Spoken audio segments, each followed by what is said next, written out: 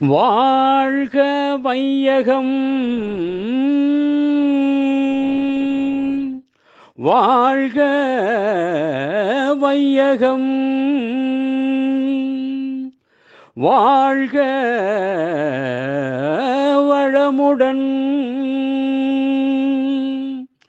ஆதி என்னும் பரம்பொருள் மெய் எழுச்சி பெற்று,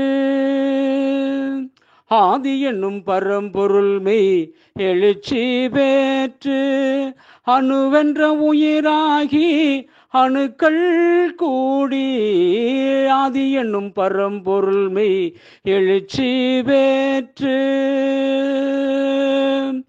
மோதி இணைந்து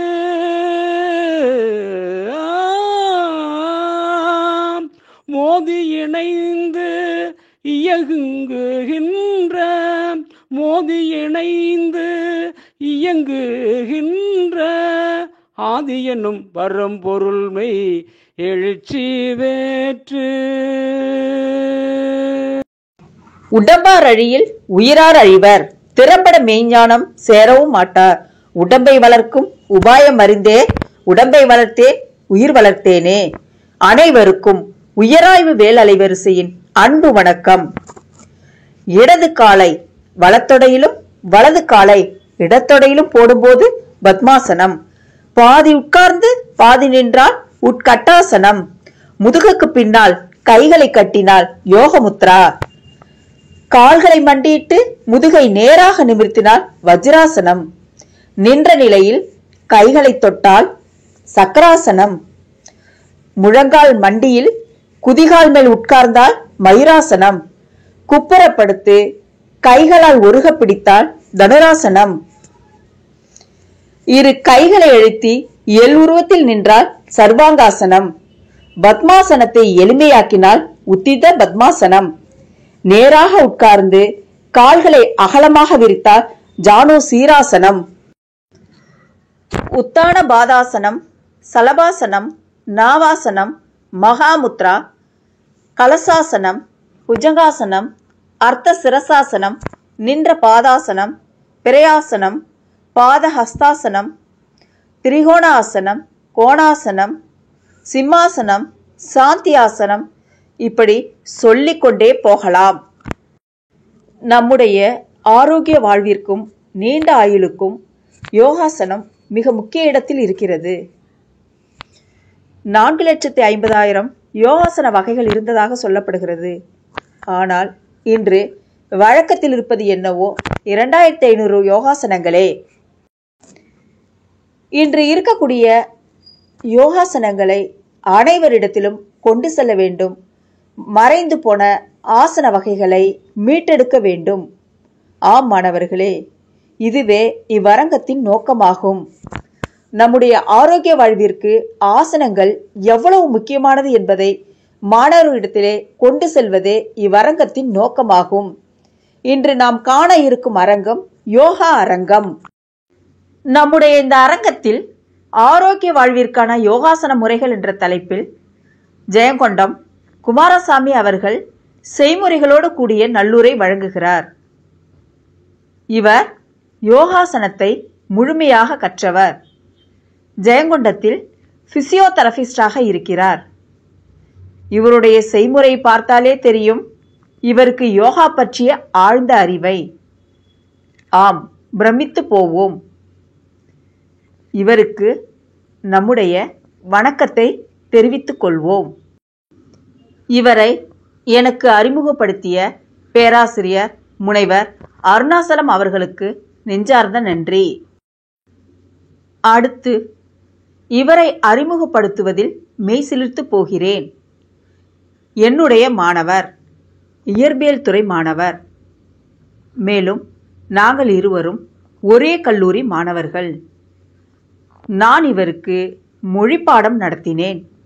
தமிழ் ஆழ்ந்த புலமை கொண்டவர், அமைதியானவர். ஜூன் 21 யோகா தினம் என்று அறிந்தபோது ஒரு தேடல் இருந்தது. அந்த தேடலின் வழியாக இவரை இணைய முடிந்தது.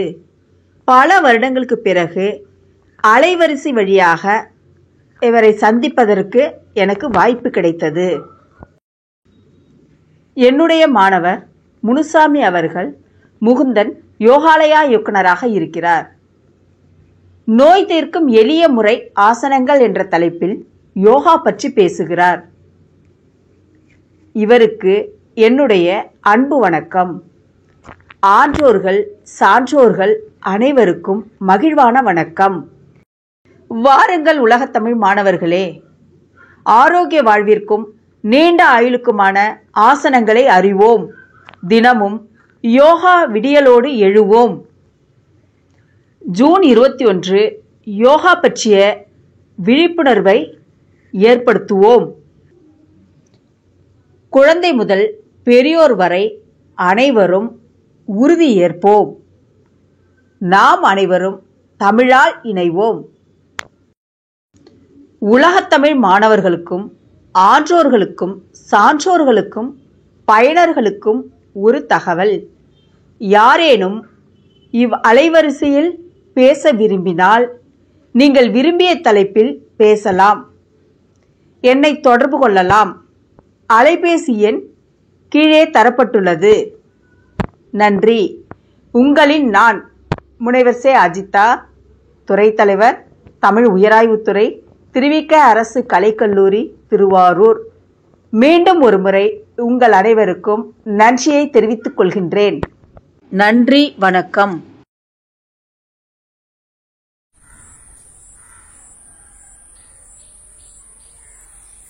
என்ன பாக்குறீங்க?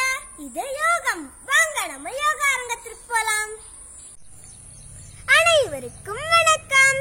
புத்துணர்வான நேரம், குளிர்ச்சியான நேரம், இறைத்தன்மையான நேரம், பிராணசக்தி மேலோங்கிய நேரம், தியானத்துக்கான நேரம், வெற்றி கிடைக்கும் நேரம், மனயாகம் செய்யும் நேரம், சாதனைகளுக்கான நேரம். இதுவே யோகா செய்யும் நேரம்.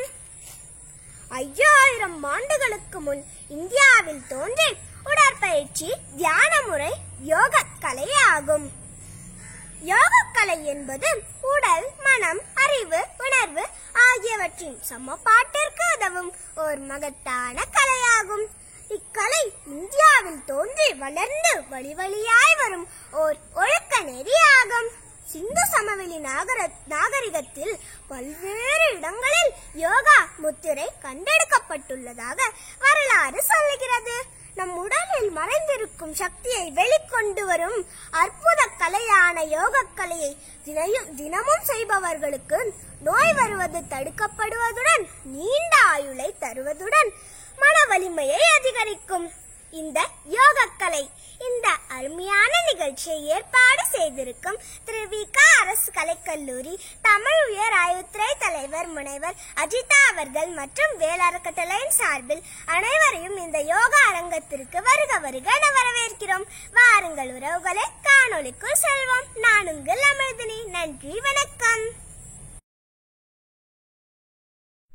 ஆரோக்கிய வாழ்விற்கான யோகாசன முறைகள் என்ற தலைப்பில் உரை நிகழ்த்துபவர் ஐயா குமாரசுவாமி ஜெயகொண்டம். ஐயா அவர்கள் கிரிய பாபாஜி யோகா சங்கத்தில் பேச்சுலர் ஆஃப் பிசியோதெரபி பட்டத்தை பயின்றவர். நிறுவனத்தை நடத்தி வரும் யோகியார் அவர்களிடம் தினமும் யோகா பயிற்சியை ஓராண்டு காலமாக கற்றவர். தான் கற்றதின் பயனை மற்றவர்களுக்கும் வழங்க வேண்டும் என்ற உயர்ந்த எண்ணத்தில் தன் சொந்த ஊரில் பிசியோதெரபி மருத்துவமனையை நடத்தி வருகிறார். ஐயா அவர்கள் நடத்தி வரும் மருத்துவமனையில் பலர் தினமும் பயன்பெற்று வருகின்றனர். பிசியோதெரபி மருத்துவத்துடன் யோகா மருத்துவத்தையும் சேர்ந்து கொடுத்து வருகிறார். அதனால் பல மக்கள் பயன்பெறுகின்றனர்.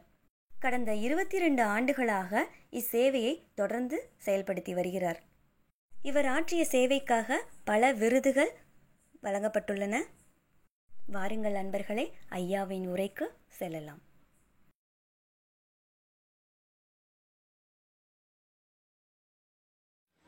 அனைவருக்கும் வணக்கம். இப்போ நம்ம ஆரோக்கியமான வாழ்க்கையை மேற்கொள்வதற்கு அடிப்படையான ஒரு 3 விஷயங்கள் நமக்கு தேவை. முதலாவது, நல்ல ஒரு சமச்சீரான சத்தான உணவு. இரண்டாவது நல்ல ஆழ்ந்த அமைதியான தூக்கம். மூன்றாவது, இது ரெண்டையும் நம்ம எல்லாரும் பெரும்பாலும் ஃபோக்கஸ் பண்றோம். மூன்றாவது முக்கியமான தேவை, இன்றியமையாதது அப்படின்னு பார்த்தோம்னா ஒரு சீரான உடற்பயிற்சி. அது ரொம்ப முக்கியம். அது ஒரு நல்ல சிறந்த முறையில அமையறதுக்கு பல வழிகளை நம்ம கையாண்டாலும் அதற்கு சிறப்பான ஒரு வழி அப்படின்னு பார்த்தோம்னா யோகாசனம். இந்த யோகாசனங்கள் தான் மிக சிறந்த எளிமையான ஆரோக்கிய வாழ்வுக்கான ஒரு சிறந்த உடற்பயிற்சி முறையா நம்ம எடுத்துக்கலாம்.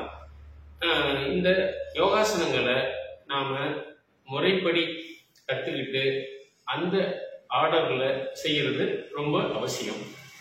இந்த யோகாசனங்கள் செய்யும்போது ஒரு சில விஷயங்களை நீங்க கண்டிப்பா நினைவில் வச்சுக்கணும். முதலாவது, நம்ம உடம்புக்கு எந்த அளவு முடியுமோ, இலகுவா சிரமம் இல்லாமல் எவ்வளவு உடம்பு வளையுமோ அந்த அளவுக்கு நம்ம அதை செய்தாலே போதுமானது. மற்றவங்க நிறைய முதுக வளைக்கிறாங்க, நாமளும் வளைக்கணும் அப்படின்னு சொல்லிட்டு ரொம்ப ஃபோர்ஸ் பண்ணி பண்ணக்கூடாது. அதன் வாயிலாக சில வழிகள்லாம் வரலாம். அதனால அது மாதிரி பண்ணாம இலகுவா பண்ணினாலே போதுமானது. ரெண்டாவது முக்கியமான விஷயம், கூடுமான வரை வயிறு காலியா வச்சுக்கிட்டு வெறும் வயிற்றுல காலை நேரங்கள்ல செய்யறது ரொம்ப நல்லது. அப்படி மாலையில தான் எனக்கு நேரம் கிடைக்கும் அப்படின்னா நீங்க மதிய உணவுக்கு பிறகு ஒரு 5 மணி நேரம் இடைவெளி கொடுத்து அதுக்கப்புறம் செய்யணும். மூன்றாவது, இந்த பயிற்சிகளை செய்யும் போது நீங்க மூச்சை நிறுத்திக்கிட்டு, அதாவது தம் கட்டின மாதிரி பண்ணக்கூடாது.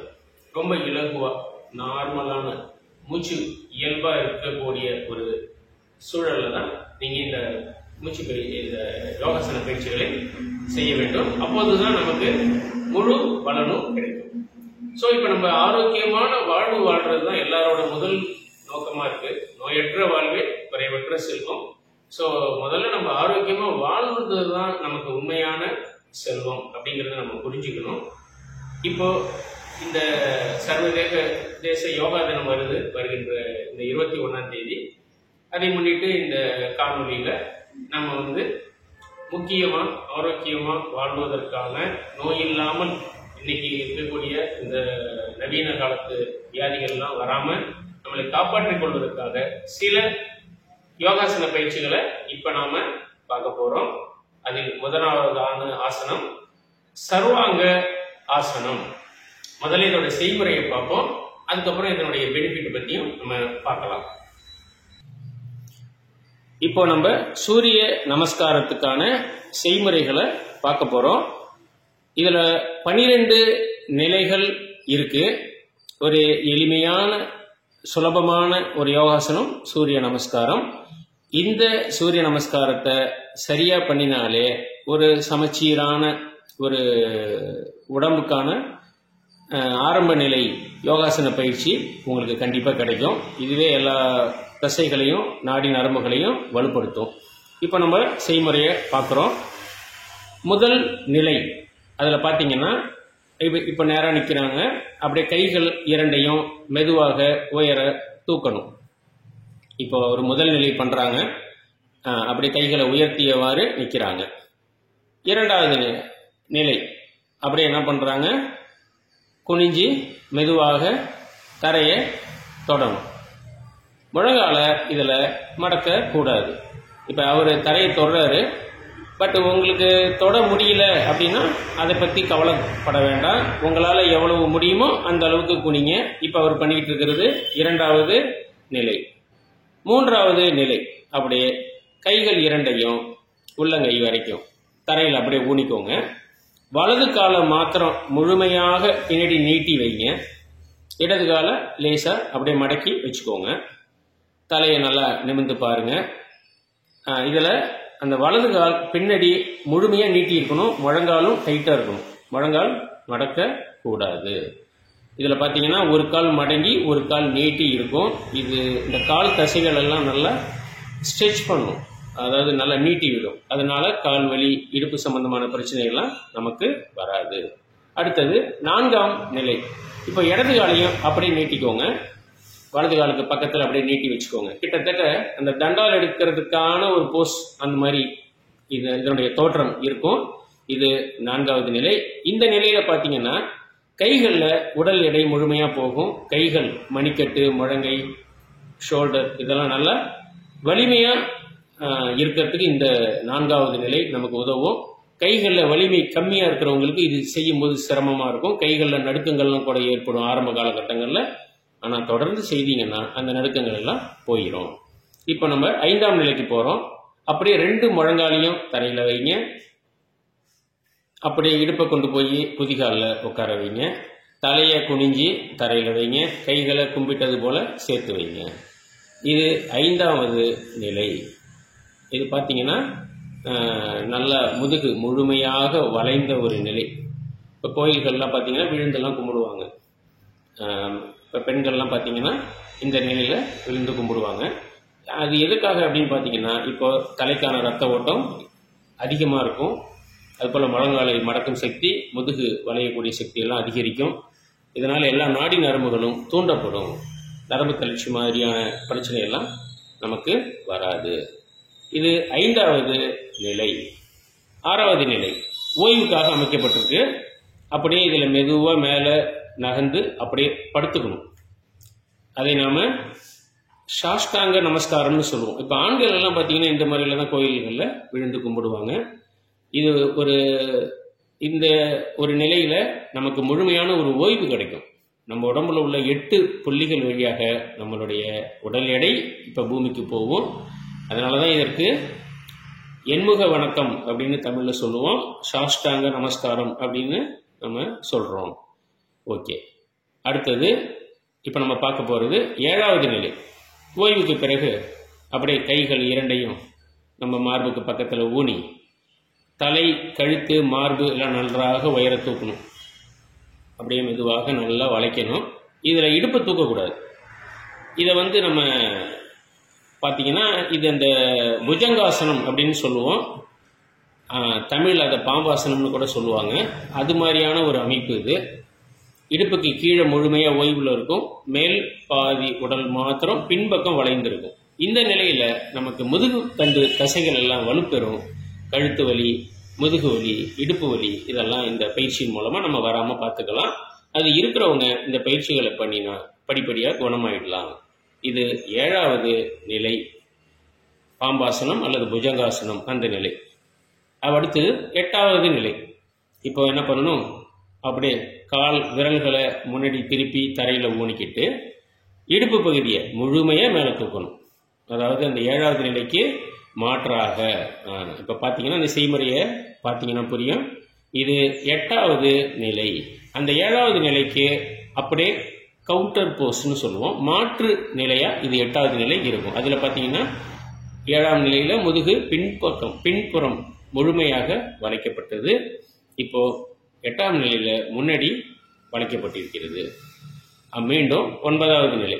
9வது நிலை நம்ம ஏற்கனவே பண்ணியிருக்கோம். 5ஆம் நிலை தான் இங்கே திரும்ப வரும். 2 முழங்காலையும் தரையில் வைக்கணும். இடுப்பை குதிகாலில் உட்கார வைக்கணும். தலையை மெதுவாக தரையில் வைக்கணும். இது 9வது நிலையாக மீண்டும் திரும்ப வருது. இந்த பயிற்சி எல்லாமே இதில் ஒரு திரும்ப வருது அப்படிங்கிறது அந்த சீக்வன்ஸ் நம்ம உடம்புக்கான அமைப்புக்கு ஏற்ற வகையில் தான் அமைக்கப்பட்டிருக்கிறது. அடுத்து 10வது நிலை. இதுவும் நம்ம ஏற்கனவே 3ஆம் நிலையில் பண்ணினோம். கைகளை லேசாக கட்டி தலையை தூக்குங்க. இப்போது இடது காலை நீட்டி வைக்கணும், வலது காலை மடக்கி வைக்கணும். நம்ம 3ஆம் நிலையில் பார்த்தீங்கன்னா கால் மாறி இருந்தது. வலது கால் நீட்டி வைக்கப்பட்டிருந்தது. இப்போ வலது கால் மடக்கி வச்சிருக்கோம். அப்போ 2 காலும் சமமானபடி அதுக்கான வலிமையை பெறும். அடுத்து 11வது நிலை. இதுவும் 2ஆம் நிலையில் நம்ம ஏற்கனவே பண்ணிட்டோம். அதுதான் திரும்ப பண்ண போகிறோம். அப்படியே எழுந்து நின்று குனிஞ்சு தரையை தொட வேண்டும். முழங்கால டைட்டாக வச்சிருக்கணும். இது 11வது நிலை. 12வது இறுதி நிலை. அப்படியே நிமிர்ந்து கைகளை நெஞ்சில் கும்பிட்டது போல வைத்து ஓம் சொல்லி முடிக்க வேண்டும். இதுதான் சூரிய நமஸ்காரத்தின் செய்முறை. இப்போ நம்ம சூரிய நமஸ்காரத்தை சிறப்பான முறையில் பார்த்தோம். இந்த சூரிய நமஸ்காரம் ஏன் முதல்ல பண்ணணும் அப்படின்னா, நம்ம உடம்ப தயார் பண்ணுவதற்கும் இந்த ஆசனம் பெரிய அளவில் உதவி செய்யும். இப்ப உடல் பருமன் குறைக்கணும் அப்படின்னு ஆசைப்படுறவங்க இந்த சூரிய நமஸ்காரத்தை ஒரு நாளைக்கு 12 முறை அல்லது குறைந்தபட்சம் ஒரு 6 முறை திரும்ப திரும்ப தினமும் காலையில முடிஞ்சா மாலை 2 வேளையும் கூட செய்து வந்தார்கள் அப்படின்னா அவர்கள் எளிமையாக உடல் பருமனை கட்டுப்படுத்த முடியும். அதே போல மூட்டுகளில் வருகின்ற சின்ன சின்ன வலிகள் எல்லாம் வராமல் தற்காத்து கொள்ளவும் முடியும். இப்ப நம்ம அடுத்து முக்கியமான ஒரு ஆசனத்தை பார்க்க போறோம். இது மிக மிக உன்னதமான ஆசனம்.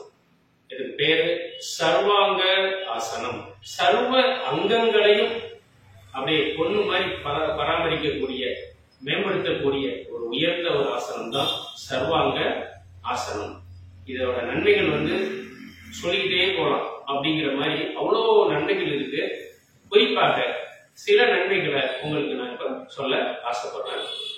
நம்ம தினசரி வாழ்க்கையில நீண்ட நேரம் நின்றுகிட்டே இருக்கோம், அல்லது நடந்துகிட்டு இருக்கோம், அல்லது நம்ம சேர்ல உட்கார்ந்து இருக்கோம். அப்ப நம்ம கால்கள் எப்போதுமே கீழே தான், அதாவது தலை உடல் பகுதி மேலையும் கால் கீழையும் தான் இருக்கு. அப்போ புவியீர்ப்பு விசையின் காரணமாக நம்ம ரத்த ஓட்டம் எங்க போகுது? அதிகமா காலுக்கு தான் போகுது. அப்ப தொடர்ந்து காலுக்கு அதிகமான ரத்தம் போறத விட நம்ம நிக்கிறது, உட்கார்ந்து இருக்கிறதுங்கிற மாதிரியான விஷயங்களை பல மணி நேரங்கள் செய்யறதுனால கால்களில் உள்ள ரத்தமானது மீண்டும் சுத்திகரிக்க இதயத்துக்கு போறதுல சிரமங்கள் ஏற்படுது. காலப்போக்கில் கால் வலி, கால் குடைச்சல், குறிப்பா இந்த வெரிகோஸ் வெயின், இது மாதிரியான பிரச்சனைகள் எல்லாம் பெரும்பாலானவங்களுக்கு இன்னைக்கு நீங்க வர்றதை பார்க்க முடியும். கால் பிரச்சனைகள் இல்லாதவங்களே, குறிப்பா 40 வயசு கடந்த எல்லாரும் பார்த்தீங்கன்னா கால் பிரச்சனைகள் சிரமப்படுவாங்க. இந்த பிரச்சனையை வராம தடுக்கிறதுல ஒரு மிகச்சிறந்த ஒரு வழி இந்த சர்வாங்காசனம். சர்வாங்காசனத்துல நாம கால்களை உயர்த்தி செய்யறதுனால அந்த கால்களில் உள்ள ரத்தம் எல்லாம் கீழே இறங்கி கால்களுக்கு புது ரத்தம் இலகுவா போறதுனால இந்த கால் வலி, கால் குடைச்சல், வெரிகோஸ் வெயின் அது மாதிரியான பிரச்சனைகள் எல்லாம் வராம நம்மளை தற்காத்து கொள்ள முடியும்.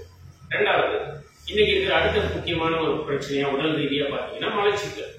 மலச்சிக்கல் இல்லாதவங்களே இல்லைங்கிற மாதிரி இருக்கலாம்.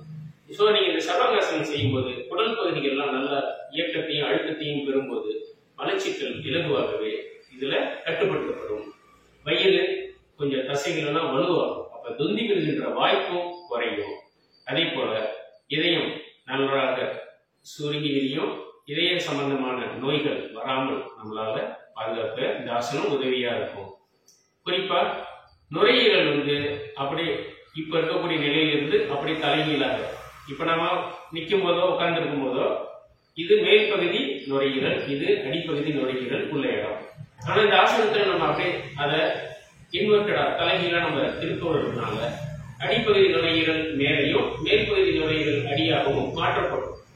அப்ப நுரையீரல்ல உள்ள அந்த மாசுக்கள், தூசுகள் எல்லாம் அடியில செட்டில் ஆகியிருந்தா அது மேல நகர்ந்து ஈஸியா வெளியாகிடும். அப்ப சளி, இருமல், ஆஸ்துமா இது மாதிரியான மூச்சு சம்பந்தமான எல்லா வியாதிகளுமே இந்த ஆசன பயிற்சி வாயிலாக கட்டுப்படுத்தி குணமாயிடும். அது எல்லாத்தையோட முக்கியமான அடுத்த நன்மை, கழுத்தில் உள்ள தைராய்டு கோலம் அது சிறப்பாக தூண்டப்படும். தைராய்டு வியாதி இருந்தால் அதை கட்டுப்படுத்துவதற்கு, குணமாக்குவதற்கு இந்த ஆசனம் பெரிய அளவில் உதவி செய்யும். அதே போல முக தசைகளுக்கான ரத்த ஓட்டம் நன்றாக பாயும். அதனால முகம் பொலிவு பெறும். நினைவாற்றல் திறன் அதிகரிக்கும். 5 புலன்களும் நல்லா அதனுடைய வேலைகளை செய்யும். இப்படி எண்ணற்ற நன்மைகளை இந்த ஆசனம் நமக்கு வழங்கும். ஆனா இந்த ஆசனத்தை கழுத்து வலி இருக்கிறவங்க மட்டும் செய்ய வேண்டாம். இப்ப நம்ம ஆசனத்துக்கான செய்முறையை பார்க்கலாம். இப்போ சர்வாங்க ஆசனத்துக்கான செய்முறையை நம்ம பார்க்க போறோம். இதற்கு முதல்ல இலகுவா கம்ஃபர்டபுளா படுத்திருக்கணும். மூச்சு இயல்பாக இருக்க வேண்டும். மூச்சை நாம நிறுத்த கூடாது. இலகுவான இயல்பான மூச்சில தான் நீங்க செய்யணும். முதலாவது ஆரம்ப நிலை என்ன பண்ணணும் அப்படின்னா, 2 கால்களையும் மெதுவாக தூக்க வேண்டும். இந்த மாதிரி தூக்கி இருக்கணும். இது முதல் நிலை, சர்வாங்காசனத்துக்கான முதல் நிலை. இதுல சில பேருக்கு இப்படி தூக்குறதுல சிரமங்கள் ஏற்படலாம். இப்படி தூக்கும்போது வயிறு பிடிக்கும், வயிறுல அதிர்வு கூட இருக்கும். ஆனா அதெல்லாம் நல்லதுதான், அதனால எதுவும் பாதிப்பு ஏற்படாது. சிலருக்கு இடுப்பு வலி இருக்கிறவங்களுக்கு இது மாதிரி தூக்குறதுக்கு கொஞ்சம் சிரமமா இருக்கும். அப்படி இருக்கிறவங்க வேணா லேசா முழங்கால மடக்கி வச்சுக்கலாம். இது மாதிரி மடக்கிக்கிட்டீங்கன்னா இடுப்பு வலி தொந்தரவு இருக்கிறவங்களுக்கு சிரமம் தெரியாது. பட் அது இடுப்பு வலி இருக்கிறவங்க மட்டும் அப்படி மடக்கிக்கோங்க, மற்றவங்க இப்படி நீட்டிக்கலாம். ஓகே, இது முதல் நிலை. அடுத்தது இரண்டாவது நிலை. அப்படியே என்ன பண்ணணும், இன்னும் கொஞ்சம் கொஞ்சமாக காலை உயர்த்தணும். கிட்டத்தட்ட 90 டிகிரி அந்த செங்கோணம்னு சொல்லுவோம் இல்லைங்களா, அந்த அளவில் நிறுத்தணும். இப்போ இருக்கிறது இரண்டாவது நிலை. இந்த நிலைக்கு நம்ம வந்துட்டோம். இதில் கால்கள் உயரம் இருக்கு. இப்போ நான் முதல்ல குறிப்பிட்டது போல கால் சம்பந்தமான பிரச்சனை இருக்கிறவங்கெல்லாம் இந்த ஒரு பயிற்சியை மேற்கொள்ளும் போது தினமும் கொஞ்சம் நேரம் இதே மாதிரி கால்களை உயர்த்தி இருந்தாலே அவர்களுக்கு கால் பிரச்சனைகள் எல்லாம் படிப்படியாக குறைய செய்யும். என்னால் இப்படி தூக்கிக்கிட்டு ரொம்ப நேரம் இருக்க முடியல அப்படிங்கிறவங்க செவுத்துல அணைச்சி செவுத்துல கூட இப்படி கால் வச்சிருக்கலாம். ரொம்ப வயசானவங்களா இருந்தாங்கன்னா அவங்களால இடுப்புல இப்படி கால்களை உயர்த்த கஷ்டமா இருக்குன்னா கால்களை தூக்கி செவரில் வச்சு நம்ம சுவரில் கால்களை சாய்ச்சி இந்த மாதிரி படுத்திருந்தா கூட அதுக்கான நன்மைகள் கண்டிப்பாக கிடைக்கும். ஓகே, இப்போ நம்ம சர்வாங்காசனத்தோட மூணாவது நிலைக்கு போகிறோம். அப்படி இன்னும் கொஞ்சம் இடுப்பை தூக்கி கால்களை மேலே கொண்டு போகிறோம். கைகள் தரையில் இருக்கணும், கைகள் தரையில் இருக்க வேண்டும். கால் இன்னும் கொஞ்சம் மேலே கொண்டு போங்க, இன்னும் கொஞ்சம் கீழே இருக்குங்க, இன்னும் கீழே இருக்கு, இன்னும் கொஞ்சம் கீழே இருக்கு, காலை கலாசனம் மாதிரி இருக்கு, இன்னும் கொஞ்சம் இன்னும் முன்னாடி கொண்டு போ, தலைக்கு மேலே கொண்டு போ கால். இது மூணாவது நிலை. இந்த நிலையில இருக்கணும். இது மூணாவது நிலை.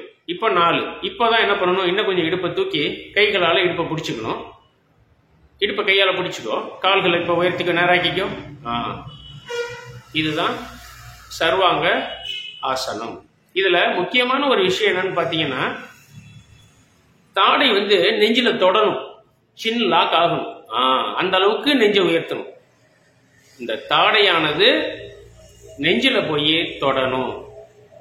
சின் லாக், சின்னு சொல்லுவோம் இல்லைங்களா தாடைய, அது நெஞ்சில தொடணும். அப்படி தொடும்போது தான் தைராய்டு சுரப்பி தூண்டப்படும். அது தூண்டப்பட்டால்தான் உங்களுக்கு தைராய்டு கோலம் நல்லா ஆக்டிவேட்டா இருக்கும். ஸோ பார்த்தீங்கன்னா தைராய்டு பிரச்சனையில எவ்வளோ பேர் இருக்காங்க அப்படின்னு நம்ம அருகாமையில் உள்ளவங்களை நம்ம பார்ப்போம். தைராய்டு சுரப்பி சரிவர வேலை செய்யல, சரியா சுரக்கலை அப்படின்னா உடல் பருமன் கட்டுப்படுத்த முடியாம அதிகமாயிட்டே தான் போகும்.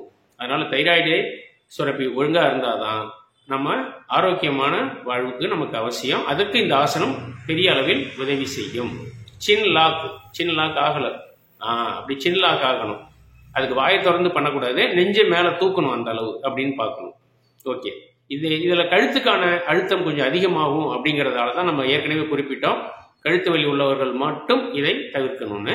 மற்றபடி எண்ணற்ற நன்மைகளை வாரி வழங்கக்கூடிய ஆசனம் சர்வாங்க ஆசனம். இப்போ மீண்டும் முதல்ல இருந்து படிப்படியாக தான் இறக்கணும், பொத்துன்னு கீழே போடக்கூடாது. ஆசனங்களை செய்யும் போது அந்த ஆர்டர் மாறாம கவனமா செய்யறது முக்கியம்.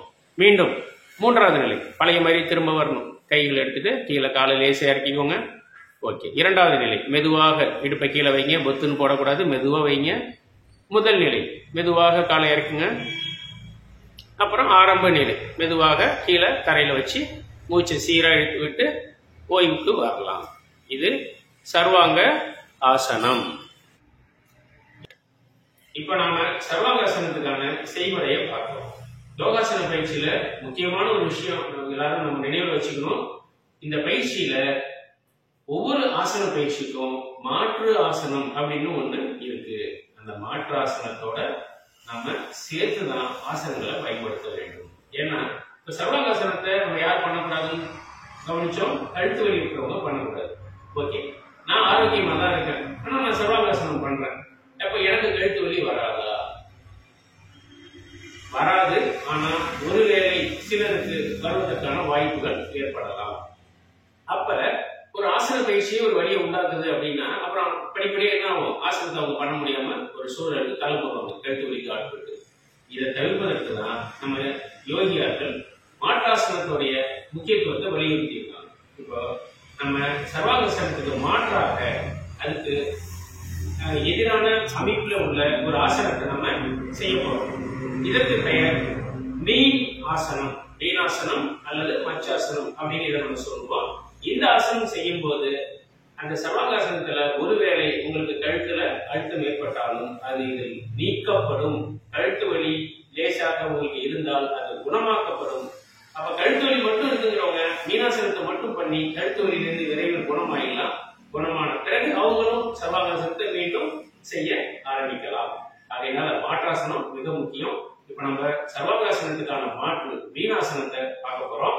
மீனாசனம் செய்வதால கழுத்து வலி வராது, இருந்தாலும் குணமாயிடும், மார்பு கூடு விரிவடையும், கூன்முதுகை உங்க வாழ்க்கையில வராது, ஹார்ட் அட்டாக் மாதிரியான அபாயகரமான நோய்கள் நிச்சயமாக உங்களுக்கு வராது, இடுப்பு வலி வராது. இப்படி எண்ணற்ற நன்மைகளை வாரி வழங்கக்கூடிய ஆசனம் மீன் ஆசனம். இப்ப நம்ம அதுக்கான செய்முறையை பார்ப்போம். இப்போ மீன் ஆசனத்துக்கான செய்முறையை நம்ம பார்க்க போறோம். இப்ப நேரா உட்காந்துருக்காங்க.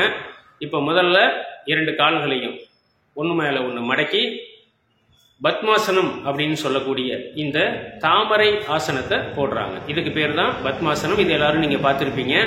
எல்லா யோகியார்களும் இந்த நிலையில இருக்கிறத நம்ம பார்ப்போம். இந்த ஆசனம் ஒரு சிறந்த ஆசனம். தவம் செய்வதற்கு, தியானம் செய்வதற்கு, இப்படி எல்லாத்துக்கும் ஒரு சிறந்த ஆசனம். மனதில் ஒருநிலைப்படுத்தக்கூடிய, மனதை ஒருமுகப்படுத்தக்கூடிய ஒரு ஆற்றல் இந்த ஆசனத்தினால நமக்கு கிடைக்கும். அதனாலதான் இது எல்லாத்துக்கும் பயன்படுத்துறாங்க. இப்போ இந்த ஆசனம் மீனாசனத்துக்கான ஆரம்ப நிலையாக இங்க அமைஞ்சிருக்கு. இந்த இப்ப நம்ம போட்டிருக்கக்கூடியது பத்மாசனம். பத்மம் என்றால் தாமரை. இது தாமரை ஆசனம் என்றும் நம்ம சொல்லலாம். தாமரையை ஏன் இங்க குறிப்பிடுறாங்க அப்படின்னு பாத்தீங்கன்னா, தாமரை இலையில் தண்ணீர் ஒட்டாது. அது போல நம்ம இந்த உலக வாழ்க்கையில அதிக பற்றுதலை கொள்ளாமல் இறை சிந்தனையோடு வாழ வேண்டும் அப்படின்பதற்காக தான் இதை தாமரையோடு ஒப்பிட்டு இருக்காங்க. சரி, இப்ப நம்ம மீனாசனத்தை பார்க்கலாம். அதற்கு பத்மாசனம் முதல்ல போட்டிருக்காங்க. இப்ப அப்படியே என்ன பண்ணணும், கைகளால கால் கட்டை விரல்களை பிடித்து கொண்டு அல்லது முழங்கால பிடிச்சுக்கிட்டு அப்படியே படுக்க வேண்டும். கால்களை உயர்த்திக்கிட்டே படுங்க, அப்படியே மெதுவா படுங்க. ஓகே, படுத்துருக்காங்க. இப்போ என்ன செய்யணும் அப்படின்னு பார்த்தீங்கன்னா, மெதுவாக மார்பை உயர்த்தி கழுத்தை அண்ணாந்து கொள்ள வேண்டும். இது இப்போ பார்த்தீங்கன்னா கழுத்து எந்த அளவுக்கு அவங்க அண்ணாந்துருக்காங்கன்னு தெரியும். இது கழுத்து வலியை போக்கும். அடுத்தது மார்பு எவ்வளோ தூரம் பின்பக்கம் வளையுதுன்னு பாருங்க. இதனால கூன் முதுகே வராது. வயசானவங்க எல்லாம் குனிஞ்சு கூன் போடுறாங்க இல்லைங்களா, அந்த நிலை வராது. இடுப்பு வலியும் வராது. குறிப்பா ஹார்ட் அட்டாக் அபாயத்திலிருந்து நீங்கள் காப்பாற்றப்படுவீர்கள். தினம் ஒரு முறை இந்த சர்வாங்காசனம் மீனாசனத்தை பயன்படுத்தி வருபவர்களுக்கு நிச்சயமாக மாரடைப்பு, ஹார்ட் அட்டாக் நோய்கள் வரவே வராது அப்படிங்கிறது உறுதி. ஏன்னா அந்த அளவுக்கு இதயமானது இதில் முழுமையாக மசாஜ் செய்யப்படும். இதயத்துக்கான இரத்த ஓட்டம் நிறுத்தி வேகமாக சிறப்பாக செய்யும். அப்ப செல்லும் போது அந்த குழாய்களில் சிறு சிறு அடைப்புகளில் ஏற்படுகின்ற ஆபத்து நீங்கிவிடும். ஸோ அப்படி ஒரு மகத்துவமான ஆசனம் தான் இந்த மீன் ஆசனம். இப்ப அப்படியே கால்களை உயர்த்துங்க, முட்டிய முழங்கால பிடிச்சு காலை உயர்த்துங்க, நேரம் சமமா படுங்க. இப்போ கால்களை எடுத்து விட்டுட்டு மெதுவாக நீட்டிக்கொள்ளலாம். அல்லது அப்படியே ஆடி எழுந்து உட்கார்ந்தும் முடிக்கலாம், தவறு கிடையாது. இது மீனாசனத்துக்கான செய்முறை. இன்னைக்கு இருக்கக்கூடிய நவீன கால பிரச்சனையில எல்லாருக்கும் நல்லா தெரியும். பெரும்பாலானோர் பாதிக்கப்படக்கூடிய முக்கியமான ஒரு குறைபாடு சர்க்கரை நோய். சர்க்கரை நோய் அப்படின்னு சொல்றதே தவறு. இது ஒரு குறைபாடு, சர்க்கரை குறைபாடு. அது ஆக்சுவலி இன்சுலின் குறைபாடுன்னு சொல்லணும். நம்ம உடல்ல உள்ள கணையத்துல இன்சுலின் சுரக்கப்படுகிறது. நம்ம சாப்பிடக்கூடிய உணவெல்லாம் செரிமானம் நடந்து அதில் உள்ள குளுக்கோஸ் எல்லாமே நம்ம உடம்புல சுரக்கக்கூடிய இன்சுலின் வாயிலாக தான் அது எல்லாமே சேமித்து வைக்கப்பட்டு நமக்கு வேலை செய்யும் போது தேவையான நேரத்துல அவையெல்லாம் கலோரிகளாக நமக்கு மீண்டும் செலவு செய்ய பயன்பாட்டுக்கு கொண்டு வரப்படுது. இந்த வேலையை இன்சுலின் தான் முக்கியமாக செய்கிறது. சோ இந்த இன்சுலின் இப்போ உள்ள பிரச்சனைகள்ல நிறைய பேருக்கு உணவின் காரணமாக, உடல் உழைப்பு குறைந்ததன் காரணமாக ஒரு 170% அளவிற்கு இன்னைக்கு இந்தியாவில் சர்க்கரை குறைபாடு அதிகமாக தான் போயிட்டு இருக்கு. அது எல்லாருக்கும் தெரியும். முழுமையாக குணமாக்க முடியாத ஒரு பிரச்சனை. அதனால அவங்க வாழ்நாள் முழுக்க சர்க்கரை வியாதிக்கான அந்த மாத்திரைகளையோ அல்லது இன்சுலின் ஊசியையோ அவங்க பயன்படுத்த வேண்டிய கட்டத்துக்கு தள்ளப்படுறாங்க. இப்போ இதை தடுப்பதற்கு வழி இருக்கா அப்படின்னா, யோகாசனத்துல ஒரு அருமையான வழி இருக்கிறது. இப்ப நம்ம பார்க்க போற முக்கியமான அடுத்த ஆசனம் வில்லாசனம். இது சர்க்கரை நோய்க்கான அருமருந்து. சர்க்கரை நோய் உங்களுக்கு இல்லையா, தினமும் இதை பண்ணுங்க. சர்க்கரை நோய் வராமலே பார்த்துக்கலாம். சர்க்கரை நோய் ஆரம்ப கட்டத்தில் இருக்கா, நீங்க இந்த பயிற்சியை மேற்கொள்ளும் போது அது படிப்படியாக குணமாக்கிவிடும். சர்க்கரை நோய் நாட்பட்டு இருக்கு அப்படின்னா நீங்களும் இந்த பயிற்சியை செய்யுங்க. சர்க்கரை நோய் கட்டுப்பாட்டில் பராமரிப்பதற்கு கண்டிப்பாக உங்களுக்கு உதவி செய்யும். ஸோ இந்த வில்லாசனம் சர்க்கரை நோய்க்கான அருமையான மருந்து. அதே நேரத்தில் இதை செய்வதனால கழுத்து வலி, முதுகு வலி, இடுப்பு வலி, கூன்முதுகு ஆகிய பிரச்சனைகளும் வராம நம்ம பார்த்துக்க முடியும். ஸோ இந்த வில்லாசனத்துக்கான செய்முறையை இப்போ நம்ம பார்க்கலாம். இப்போ வில்லாசனம் செய்ய போறாங்க. முதல்ல இப்படி குப்புறப்படுத்திருக்கணும். தாடை தரையில் இருக்கு, கால்கள் நீட்டி இருக்கு பின்பக்கம். இப்போ முதல் நிலை 2 காலையும் மடக்கி நீட்டணும். ஒரு 3 முறை 5 முறை சாதாரணமாக இப்படி மடக்கி மடக்கி நீட்ட வேண்டும். இப்படி செய்யறதுனால கால் தசைகள் எல்லாம் ஒரு தளர்வு நிலைக்கு, ரிலாக்ஸேஷனுக்கு வந்துடும். ஓகே. அடுத்து 2 கால்களையும் மடக்கி கைகளால் கணுக்காலை பிடிக்க வேண்டும். இது அடுத்த கட்டம், 2வது நிலை. அடுத்தது கால்களை நீட்டி உடம்ப வில் மாதிரி வளைக்கணும். மெதுவாக கால்களை நீட்டுங்க. கைகளை விட்டுறக்கூடாது. கணுக்கால பிடிச்ச கைகள் வலுவாக பிடிச்சிக்கோங்க. கால்களை அப்படியே முழங்கால நீட்டினீங்க அப்படின்னாலே வில் அமைப்பு வந்துடும். இப்போ பார்த்தீங்கன்னா வில் அமைப்பு வந்துடுச்சு. இதுதான் முக்கியம். இது ஆரம்பத்தில் சிலருக்கு சிரமமாக இருக்கலாம். மெதுவாக நீங்கள் பழகுனீங்கன்னா கொஞ்சம் கொஞ்சமாக வந்துடும், எளிமையாக வந்துடும். ஓகே. இப்போ இந்த நிலையில் நம்ம வயிற்று பகுதியில் உள்ள எல்லா உறுப்புகளும் நன்றாக அழுத்தம் பெற்று மசாஜ் செய்யப்படும். குறிப்பாக அதில் கணையமும் மசாஜ் ஆகும். அதுதான் இன்சுலின் சுரப்பை பராமரிக்கக்கூடிய, அதாவது இன்சுலின் சுரப்பை சுரக்கக்கூடிய உறுப்பு. அது நல்லா அந்த கணையம் பராமரிக்கப்படுவதால் இன்சுலின் சுரப்பில் பாதிப்பு இருந்தால் அது குணமாயிடும், பாதிப்பு வராமலும் பாதுகாக்கும். ஓகே. இந்த நிலையில் அப்படியே இருந்தால் பத்தாது, லேசாக ஆட வேண்டும். முன்பின் ஆடணும். முதல்ல என்ன பண்ணணும், மெதுவாக அப்படி முன்னையும் பின்னையும் ஆட்டணும். வயிறு மட்டும்தான் தரையில் இருக்கணும், உடம்பு மெதுவாக இப்படி ஆட்டணும். உங்களால் எந்த அளவு முடியுமோ அந்த அளவு ஆட்டுங்க. ஒரு 3 முதல் 5 முறை 7 முறைன்னு உங்களால் முடிஞ்ச அளவுக்கு முன்னும் பின்னும் மெதுவாக ஆட்ட வேண்டும். இதை நம்ம ஆடும் குதிரைன்னு சொல்லுவோம். குழந்தைங்களாம் அந்த குதிரை பொம்மையில் உட்காந்து ஆடுவாங்க இல்லையா, அது மாதிரி ஆடும் குதிரைன்னு சொல்லுவோம். இது வில்லாசனத்தில் ஒரு பகுதி தான் அது. ஓகே. இது அடுத்தது அப்படி கொஞ்சம் உங்களுக்கு ரிலாக்ஸ் தேவைன்னா கைகளை எடுத்து காலில் நீட்டி படுத்து ஓய்வெடுங்க. கொஞ்சம் ரிலாக்ஸ் பண்ணிக்கோங்க. இப்போ சில மணித்துளிகள் இப்படி ரிலாக்ஸ் பண்ணிக்கோங்க. இப்போ மீண்டும் கால்களை மடக்குங்க. ஓய்வுக்கு பிறகு கால்களை மடக்கி கைகளால் மீண்டும் கணுக்கால பிடிங்க, வில் மாதிரி வளைங்க. இப்போ பக்கவாட்டில் உருளணும். சைடில் முன்பின் ஆடினோம், இப்போ பக்கவாட்டில் சாயணும். அப்படியே அந்த பக்கம் சாஞ்சிட்டு நேராக வந்து இந்த பக்கம் சாயணும். இப்படி பக்கவாட்டில் மெதுவாக 2 பக்கமும் அப்படியே சாய்க்க வேண்டும். சாய்ச்சிக்கிட்டே ஆட்டுறோம். முதல்ல முன்பின் ஆட்டினோம், இப்போ பக்கவாட்டில் ஆட்டுறோம்.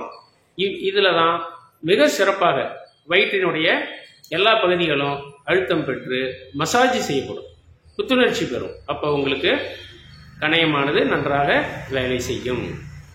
நல்ல இலகுவா அழகா இதை உருள முடியும். இது ஓகே. எத்தனை முறை செய்யலாம்? உங்களால் முடிஞ்ச வரைக்கும் 3 முறை 5 முறை 7 முறை 9 முறைன்னு நல்லா உருளலாம். உருண்டுட்டு மீண்டும் நேராக வந்துடுங்க. வந்துட்டு இப்போ கைகளை எடுத்துட்டு காலை நீட்டுங்க, மெதுவாக படுங்க. இது வில்லாசனம், சர்க்கரை நோய்க்கான அருமருந்து. நம்ம ஏற்கனவே பார்த்தோம் மாற்றாசனத்தோட முக்கியத்துவத்தை. ஒரு ஆசனம் பண்ணினோம் அப்படின்னா அதற்கான மாற்று அப்படியே அதனுடைய அமைப்புக்கு அப்படியே எதிரான ஒரு திசையில் அமைஞ்சிருக்கு.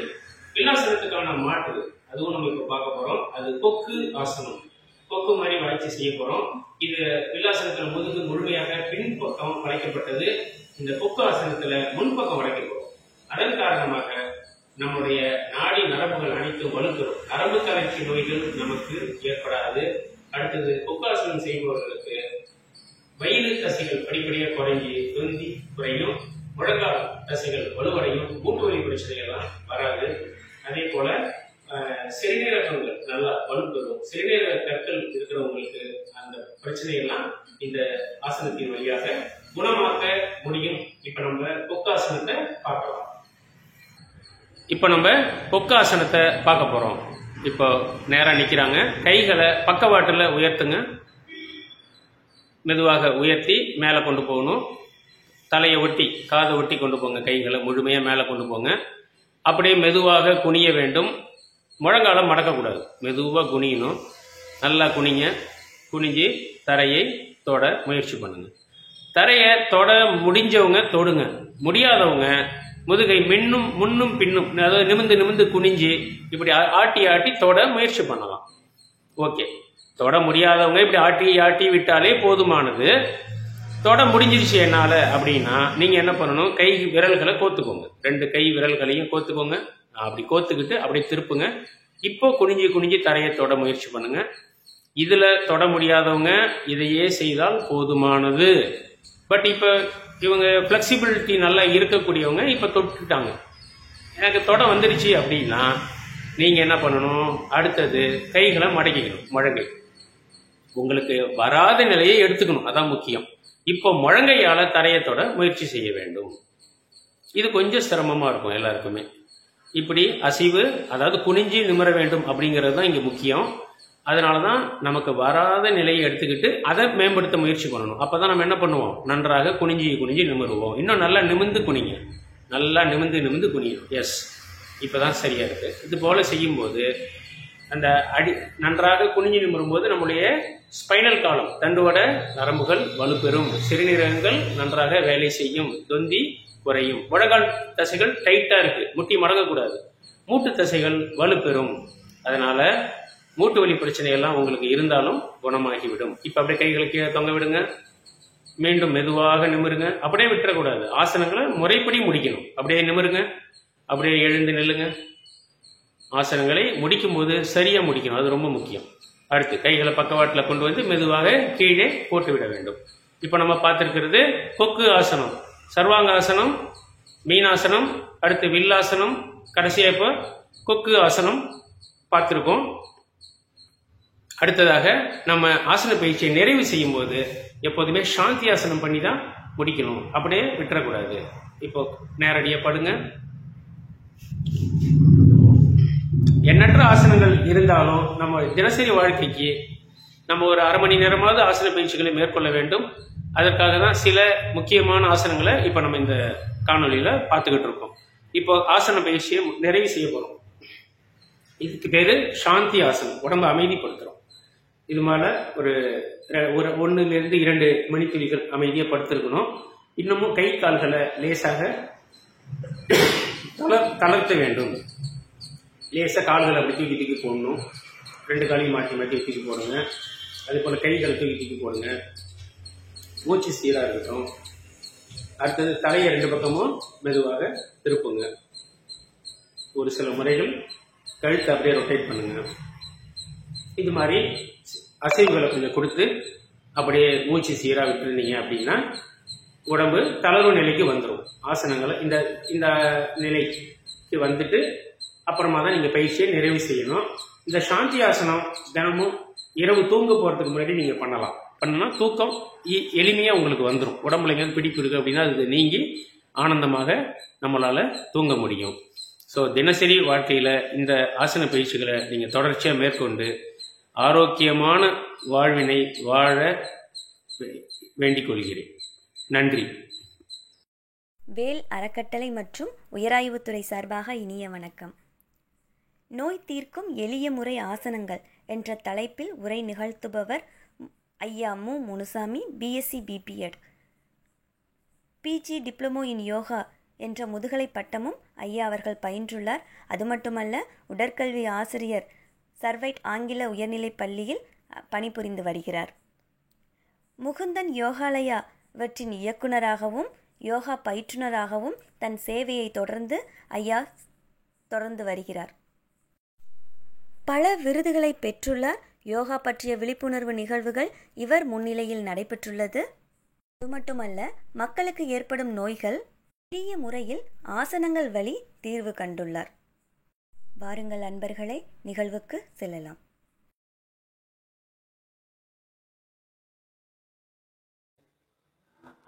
அனைத்து அன்பர்களுக்கும் எனது முதற்கண் வணக்கம். எனது பெயர் மு. முனிசாமி, யோகா மாஸ்டர். நான் புதுச்சேரி மாநிலத்தின் காரைக்கால் பகுதியை சார்ந்தவன். காரைக்கால் பகுதியிலே முகுந்தன் யோகாலயா எனும் யோகாசன பயிற்சி மையத்தை நடத்தி வருகிறேன். இன்றைய தலைப்பானது நோய் தீர்க்கக்கூடிய எளிய முறை ஆசனங்கள். முதலாவதாக யோகா என்றால் என்ன என்று தெரிந்து கொள்ளலாம். அதாவது யோகா என்ற வார்த்தை சமஸ்கிருத மொழியிலே யூஜ் என்று வரையறுக்கப்பட்டுள்ளது. யூஜ் என்றால் ஒருங்கிணைதல், சேருதல் என்ற பொருளை தருகிறது. அதாவது நமது உடல், மனம், ஆன்மா ஒருங்கிணைதலே யோகா எனப்படும். ஆங்கிலத்திலே the coordination of a body, mind and soul is called yoga என்று கூறுவார்கள். அதாவது இந்த யோக கலை நமது தமிழரின் பழம்பெரும் பாரம்பரியமிக்க கலையாகும். இக்கலை நமது சித்தர்களின் கூட்டு முயற்சியால் உருவான கலை. யோக மகரிஷி பதஞ்சலி சித்தர் அவர்கள் யோகாவின் தந்தையாக போற்றப்படுகிறார். யோகாவில் பல வகை உண்டு. அஷ்டாங்க யோகம், ராஜயோகம், ஹத யோகம், கர்மயோகம் என்று சொல்லிக்கொண்டே போகலாம். இதில் நாம் பயிலக்கூடிய பயிற்சி முறையானது அஷ்டாங்க யோகம் ஆகும். அஷ்டம் என்றால் 8. 8 முக்கியமான கோட்பாடுகளை கொண்டதே அஷ்டாங்க யோகமாகும். அதாவது யமம், நியமம், ஆசனம், பிராணாயாமம், பிரத்யாகாரம், தாரணை, தியானம், சமாதி என்ற 8 முக்கியமான கோட்பாடுகளாகும். அதாவது இயமம் என்றால் எளிமையாக சொல்லப்போனால் ஒழுக்கம் சார்ந்த செயல்கள் அனைத்துமே இயமம். நியமம் என்றால் அகச்சுத்தம், புறச்சுத்தம், சுற்றுப்புற சுத்தம் சார்ந்த செயல்களாகும். ஆசனம் என்பது நாம் இருக்கக்கூடிய நிலைகளை குறிக்கிறது. பிராணாயாமம், பிராணன் என்றால் மூச்சு, நமது மூச்சினை நெறிப்படுத்தக்கூடிய பயிற்சி முறை பிராணாயாம பயிற்சி முறையாகும். அடுத்ததாக பிரத்யாகாரம் என்பது நமது ஐம்புலன்களையும் ஒருங்கிணைக்கக்கூடிய ஒரு பயிற்சி முறையாகும். தாரணை என்பது நமது கவனத்தை ஒரு சில வினாடிகள் ஒரு விஷயத்தில் குவிப்பதாகும். அதையே நீண்ட நேரம் செய்தால் அதுதான் தியான பயிற்சி ஆகும். நிறைவான நிலையானது சமாதி நிலை. அதாவது சமம் கூட்டல் ஆதி, இறைவனுக்கு நிகரான ஒரு நிலையை பெறுதல், அதுதான் சமாதி நிலை. இந்த 8 முக்கியமான கோட்பாடுகளை கொண்டதே நமது அஷ்டாங்க யோகமாகும். அடுத்ததாக யோகாசனம் ஏன் செய்ய வேண்டும் என்று நாம் தெரிந்து கொள்ள வேண்டும். அதாவது காலை மாலை உலாவினிதம் காற்று வாங்கி வருவோரின் காலை தொட்டு கும்பிட்டு காலனோடி போவான் என்பது நமது ஆன்றோரின் கூற்று. அக்கூற்றுக்கு இணங்க காலை மாலை ஏதோ ஒரு உடற்பயிற்சியை செய்து வந்தோமானால் அது நமக்கு நோயற்ற வாழ்வினை கொடுக்கும் என்பது நம்பிக்கை. ஏதோ ஒரு பயிற்சி என்பதற்கு பதிலாக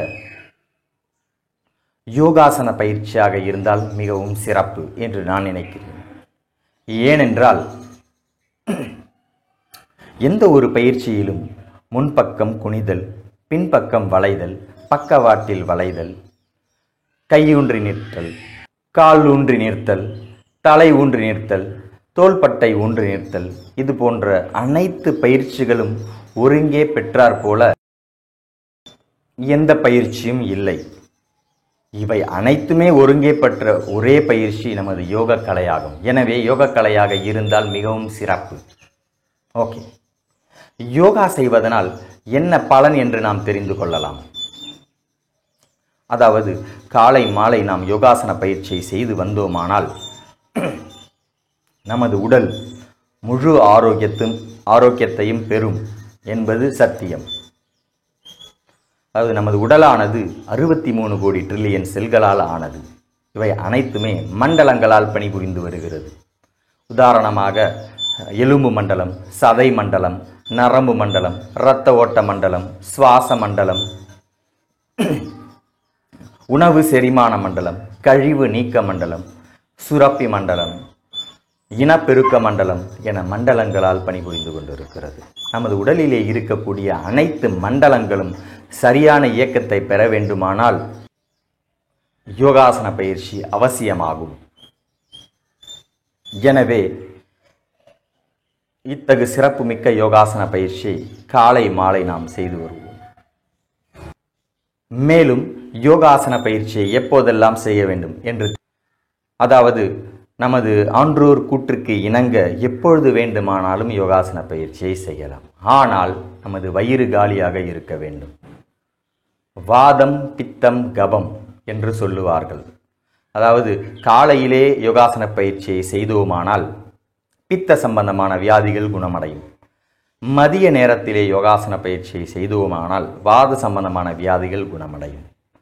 சாயங்கால நேரத்திலே யோகாசன பயிற்சியை செய்தோமானால் சளி சம்பந்தமான வியாதிகள் குணமடையும். எனவே யோகாசன பயிற்சியை செய்வதற்கு முன் நமது வயிறு காலியாக இருக்க வேண்டும் என்பது மிகவும் அவசியம். அது மட்டுமல்லாமல் மலஜலம் கழித்த பிறகுதான் யோகாசனம் செய்ய வேண்டும்.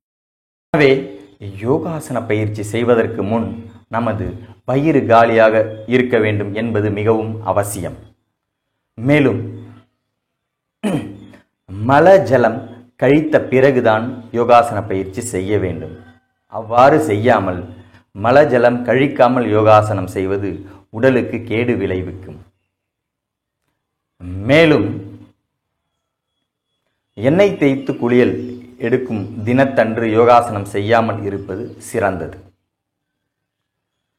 சரி, இப்பொழுது யோகாசன பயிற்சிகள், அதாவது நோய் தீர்க்கக்கூடிய எளிய முறை ஆசன பயிற்சிகளை ஒன்றன் ஒன்றாக பார்க்கலாம். முதல் ஆசனம் மண்டுக ஆசனம். இவ்வாசனம் நீரிழிவு நோயை கட்டுப்படுத்தக்கூடிய ஒரு அற்புதமான ஆசனமாகும். இந்த ஆசனத்தை செய்வதற்கு நமது யோகாசன பயிற்சி மையத்தின்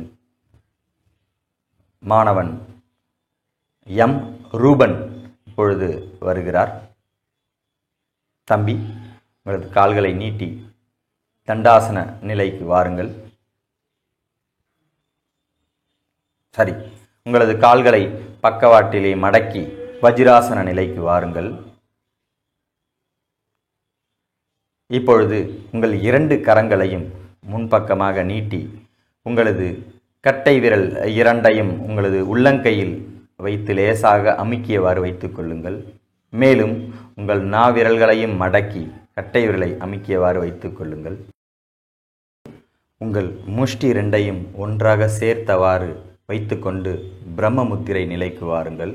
இப்பொழுது இந்த பிரம்ம முத்திரையை உங்களது வயிற்று பகுதியிலே வைத்துக்கொண்டு வயிற்றை அமுக்கியவாறு மொல்லமாக முன்பக்கமாக குனிந்து உங்கள் தலை தரையை தொடுமாறு செய்யுங்கள். இவ்வாசனம் மண்டுக ஆசனமாகும். தினமும் இவ்வாசனத்தை 30 முதல் 40 எண்ணிக்கை காலை வேளையிலே 2 அல்லது 3 தடவை செய்தால் இந்த நீரிழிவு நோயை கட்டுப்படுத்துவதற்கு சிறப்பாக இருக்கும். அடுத்ததாக நீரிழிவு நோயை கட்டுப்படுத்தக்கூடிய 2வது ஆசனம். இவ்வாசனத்தின் பெயர் வக்ராசனம். வக்ரா என்றால் சங்கு. இவ்வாசனம் காண்பதற்கு சங்கு போல ஒரு தோற்றத்தை அளிப்பதால் இவ்வாசனம் வக்ராசனம் என்ற பெயரை பெற்றுள்ளது. தம்பி, தண்டாசன நிலைக்கு வாருங்கள். இப்பொழுது உங்களது வலது கையை பின்பக்கமாக, உங்களது முதுகுக்கு பின்பக்கமாக விரல்கள் பின்பக்கம் பார்த்தவாறு உள்ளங்கையை தரையிலே வைத்துக் கொள்ளுங்கள்.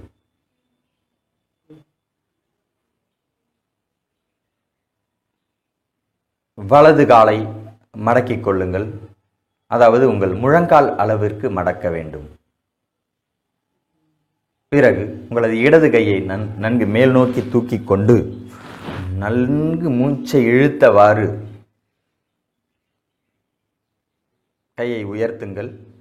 பிறகு பொறுமையாக மூச்சை விட்டுக்கொண்டே முன்பக்கம் இறக்கி உங்களது கால் முட்டியை தாண்டியவாறு கைகளை வைத்து கால் பாதத்தை பிடியுங்கள். தலையை பின்பக்கமாக திருப்ப வேண்டும். இவ்வாசன நிலைக்கு பெயர் வக்ராசனம். இவ்வாசனம் செய்யும் பொழுது நமது வயிற்று பகுதியிலே இருக்கக்கூடிய கல்லீரல், மண்ணீரல், கணையம், சிறுகுடல், பெருகுடல் இவை அமுக்கப் பெற்று சரியான இயக்கத்தை பெறுவதோடு இயற்கையாக நமது கணையத்திலிருந்து இன்சுலின் சுரக்கிறது. எனவே சர்க்கரை வியாதி கட்டுப்படுகிறது. இவ்வாசனமும் நீரிழிவு நோயை கட்டுப்படுத்துவதில் சிறப்பான ஆசனமாகும். அடுத்ததாக, இப்பொழுது இருக்கக்கூடிய காலகட்டத்திலே நாம் அனைவருக்கும் மன உளைச்சலை ஏற்படுத்தக்கூடிய ஒரு பிரச்சனையாக விளங்குவது உடல் பருமன். முக்கியமாக நமது உடல் பகுதியிலே இருக்கக்கூடிய அதிகப்படியான சதை அனைவரின் தோற்றத்தையும் இயல்பான தோற்றத்திலிருந்து வித்தியாசமாக காட்டுவதால் அனைவருக்குமே மன உளைச்சல் ஏற்படுகிறது. எனவே இந்த வயிற்று பகுதியை ஒல்லியாகவும் அழகாகவும் காட்டுவதற்கு நாம் செய்யக்கூடிய ஒரு சில ஆசனங்களை பார்ப்போம். அதில் முதல் ஆசனம் நவாசனம். அதாவது நவாசனம் என்றால் ஆங்கிலத்திலே போட் போஸ்டர் என்று சொல்லலாம். தம்பி, தண்டாசன நிலைக்கு வாருங்கள். இப்பொழுது சவாசன நிலைக்கு வாருங்கள். கைகள் ரெண்டையும் மேலே உயர்த்தி கைகள் தரையிலே படுமாறு வைத்துக் கொள்ளுங்கள். நன்கு மூச்சை உள்ளே இழுத்து கொள்ளுங்கள். பொறுமையாக மூச்சை வெளியே விட்டவாறு உங்கள் கைகளை முன்பக்கமாக எடுத்து உங்கள் உடம்பை மேலே எழுப்புங்கள். அதே சமயம் உங்கள் கால்களையும் எழுப்ப வேண்டும். 2 கால்களும் முட்டி மடங்காமல் எழுப்புங்கள். இப்பொழுது அந்த நவாசன நிலைக்கு வாருங்கள். இவ்வாசனத்தின் பெயரே நவாசனம். காண்பதற்கு படகு போல ஒரு தோற்றத்தை அளிப்பதால் இவ்வாசனம் நவாசனம், நௌகாசனம் என்ற பெயரை பெற்றுள்ளது. சரி, அடுத்ததாக உடல் பருமனை குறைக்கக்கூடிய மற்றும் நமது வயிற்று பகுதியை ஒல்லியாக்கக்கூடிய அடுத்த ஆசனம் உட்டான பாதாசனம். தம்பி ரூபன், சவாசன நிலைக்கு வாருங்கள். உங்கள் தலை, கழுத்து, தோள்பட்டை அனைத்துமே தரையிலே படிந்திருக்குமாறு வைத்துக் கொள்ளுங்கள். அது மட்டுமல்லாமல் உங்களது கைகளை உடம்பிற்கு பக்கவாட்டில் வைத்து உள்ளங்கை தரையில் படுமாறு வைத்துக் கொள்ளுங்கள். இப்பொழுது உங்கள் கால்கள் இரண்டையும் முட்டி மடங்காமல் ஒரு 30 முதல் 45 டிகிரி கோணத்தில் பொறுமையாக மேலே எழுப்புங்கள். இதே நிலையில் நிறுத்துங்கள். இவ்வாசனத்தின் பெயர் உட்டான பாதாசனம். இவ்வாசனத்தை காலை மாலை 2 வேளையும் ஒரு 2 அல்லது 3 முறை, ஒவ்வொரு முறைக்கு 30 முதல் 40 வினாடிகள் செய்து வந்தோமானால் நமது வயிற்று பகுதியை ஒல்லியாகவும் அழகாகவும் காட்டுவதற்கு இவ்வாசனம் சிறப்பான ஆசனமாகும். அடுத்ததாக நாம் காண இருக்கக்கூடிய ஆசனம், இவ்வாசனத்தின் பெயர் பச்சிமோத்தாசனம். இவ்வாசனத்தை பிரம்மச்சரிய ஆசனம் என்று கூறுவார்கள். ஆண்களுக்கு இப்போது இருக்கக்கூடிய நவீன காலத்தில் இருக்கக்கூடிய இந்த ஆண்மை குறைவு பிரச்சனையை சரி செய்யக்கூடிய ஒரு அற்புதமான ஆசனம் இந்த பச்சிமோத்தாசனம். தம்பி ரூபன், தண்டாசன நிலைக்கு வாருங்கள். இப்பொழுது உங்கள் கைகளை பொறுமையாக மேலே எழுப்பி உயர்த்துங்கள். மூச்சை மெல்லமாக இழுத்து கொள்ளுங்கள்.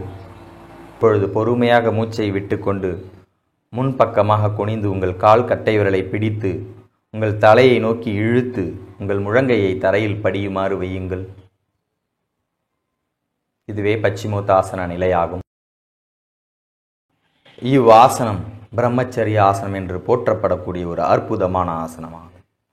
ஆண்களின் ஆண்மையை காக்கக்கூடிய ஒரு ஆசனமாகும். அடுத்த ஆசனம் பெண்களுக்கு சிறப்பு வாய்ந்த ஒரு ஆசனமாகும். தனுராசனம். தம்பி ரூபன், இப்பொழுது உன்முகாசன நிலைக்கு வாருங்கள். உங்கள் 2 கால்களையும் மொல்லமாக மடக்கிக் கொள்ளுங்கள். இப்பொழுது உங்கள் கைகளால் 2 கணுக்கால்களையும் பிடித்து கொள்ளுங்கள். இப்பொழுது உங்கள் முழு உடலையும் வயிற்று பகுதியில் நிறுத்தியவாறு உங்கள் கைகளையும் உடலையும் மேல் நோக்கி தூக்கி தனுராசன நிலைக்கு வாருங்கள். இதுவே தனுராசனம். இவ்வாசனம் பெண்களுக்குரிய முக்கியமான ஆசனம். இவ்வாசனம் பெண்களுக்கு ஏற்படக்கூடிய வயிறு சம்பந்தப்பட்ட அனைத்து பிரச்சனைகளையும் தீர்க்கக்கூடிய ஒரு அற்புதமான ஆசனம். ஓகே, அடுத்ததாக நாம் காண இருக்கக்கூடிய ஆசனம் மேரு ஆசனம். அதாவது மேரு என்றால் மலை. காண்பதற்கு மலை போல ஒரு தோற்றத்தை அளிப்பதால் இவ்வாசனம் மேரு ஆசனம் என்ற பெயரை பெற்றுள்ளது. தம்பி ரூபன், அடுத்ததாக உன்முகாசன நிலையிலிருந்து எழுந்து மேரு ஆசன நிலைக்கு வாருங்கள். நமது உடலிலே இருக்கக்கூடிய 72,000 நாடி நரம்புகளின் துவக்கம் நமது உள்ளங்கையில் ஆரம்பித்து நமது உள்ளங்காலில் முடிவடைகிறது. இவ்வாசனம் செய்வதன் மூலம் நமது உடலிலே இருக்கக்கூடிய 72,000 நாடி நரம்புகளும் இழுக்கப் பெற்று பலம் பெறுகிறது. அது மட்டுமல்லாமல் இவ்வாசனத்தை செய்யும் பொழுது நமது தலைப்பகுதிக்கு அதிகப்படியான இரத்த ஓட்டம் கிடைப்பதுடன் நமக்கு தலைப்பகுதியிலே இருக்கக்கூடிய இந்த பிட்யூட்ரி சுரப்பியை தூண்டி நினைவாற்றலை பெருக்கக்கூடிய ஒரு அற்புதமான ஆசனம். எனவே மாணவர்களுக்கு உகந்த ஆசனம் என்றே இவ்வாசனத்தை கூறலாம். அடுத்ததாக நாம் காண இருக்கக்கூடிய ஆசனம் அர்த்த சிரசாசனம். அதாவது ஆசனங்களின் அரசன் என்று போற்றப்படக்கூடிய சிரசாசனத்தின் பாதி நிலையாகும். எனவே அர்த்த என்றால் பாதி, சிரசு என்றால் தலை. அதாவது பாதி சிரசாசனத்தையே அர்த்த சிரசாசனம் என்று கூறுவார்கள்.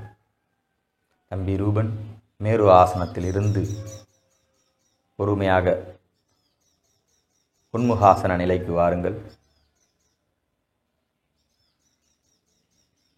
மீண்டும் எழுந்து சஷாங்காசனம், அதாவது ராபிட் போஸ்டர் என்று சொல்லக்கூடிய முயல் ஆசனத்திற்கு வாருங்கள். இப்பொழுது 2 கைகளையும் முன்னே கோர்த்து கொள்ளுங்கள்.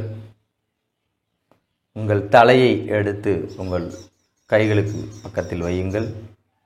அதாவது உள்ளங்கைகளுக்கு பக்கத்தில் உச்சந்தலையை வைத்து உங்கள் இடுப்பு பகுதியை மேலே தூக்கி தலை முதல் இடுப்பு வரை நேராகவும் இடுப்பிலிருந்து கால் கட்டை விரல் வரை ஒரு சாய்தளம் போல, அதாவது ஆங்கிலத்திலே ஸ்லோப் என்று சொல்லுவார்கள், அதுபோல வைத்துக் கொள்ளுங்கள். இது அர்த்த சிரசாசனம் என்று போற்றப்படக்கூடிய ஒரு அற்புதமான ஆசனம். இவ்வாசனம் மாணவ செல்வங்களுக்கு நினைவாற்றலை பெருக்குவதிலே ஒரு அற்புதமான ஒரு ஆசனம் என்றே கூற வேண்டும். அடுத்து நாம் காண இருக்கக்கூடிய ஆசனம் சாந்தி ஆசனம். தம்பி ரூபன், இப்பொழுது சவாசன நிலைக்கு வாருங்கள். அனைத்து ஆசன பயிற்சிகளையும் செய்து முடித்த பிறகு நாம் சவாசன நிலைக்கு வந்து ஓய்வு எடுத்துக்கொள்ள வேண்டும். இவ்வாறு செய்தோமானால் நமது உடல் சரியான இயக்கத்தை பெறுவதோடு ஆரோக்கியமான வாழ்க்கையை பெறுவதற்கு மிகவும் சிறப்பாக இருக்கும் என்பது எனது கூற்று. இத்துடன் எனது உரையை முடித்துக் கொள்கிறேன். இந்த நிகழ்ச்சி உங்களுக்கு பிடிச்சிருந்துச்சுன்னா விரும்பவும், ரொம்ப பிடிச்சிருந்துச்சுன்னா பகிரவும், ரொம்ப பிடிச்சிருந்துச்சுன்னா கருத்து பெட்டியில் கருத்துக்களை போடவும். நன்றி, வணக்கம்.